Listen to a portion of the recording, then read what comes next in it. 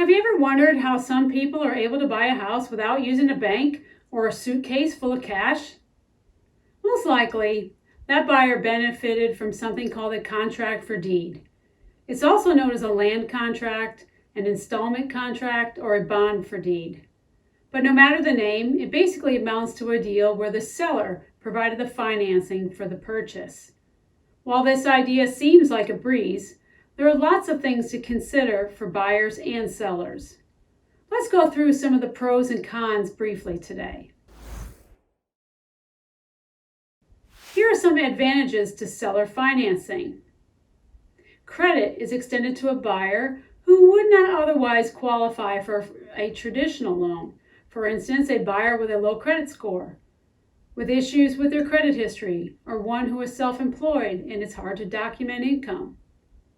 The process is faster and less expensive than the traditional route, which may be helpful to a seller facing possible foreclosure or a buyer who needs access quickly.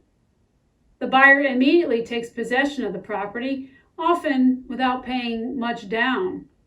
In some states, the buyer gets the homestead exemption. The seller retains title until the contract is paid in full. The seller can regain possession faster and easier if there is a default by the buyer, since there is no foreclosure sale or judicial action. But why wouldn't this arrangement be a good idea? Some of the protections of a traditional mortgage aren't available for a buyer. There's room for abuse by a seller who doesn't really own the property. The buyer has to be prepared to pay the property taxes and carry insurance. Either party can sell or transfer their interest in the contract. Not all agreements are recorded on the land records, which means the public won't be aware that there is a pending obligation for payment. While the easier and shorter default terms help a seller, they carry a big risk for the buyer who falls behind in payment. The seller might be able to force you out in only 60 days in some states, and the money already paid is then forfeited.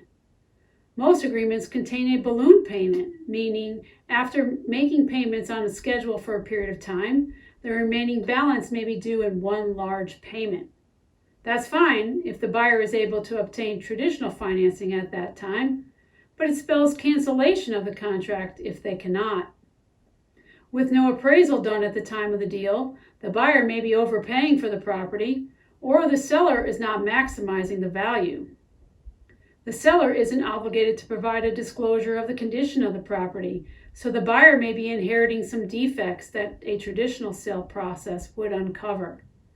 So before entering into an arrangement for a contract for deed, both sides of the deal should weigh the pros and cons carefully and be sure the terms are clearly stated in the contract. A good risk-loss assessment can help someone's dream of home ownership come true. Thanks for joining me today.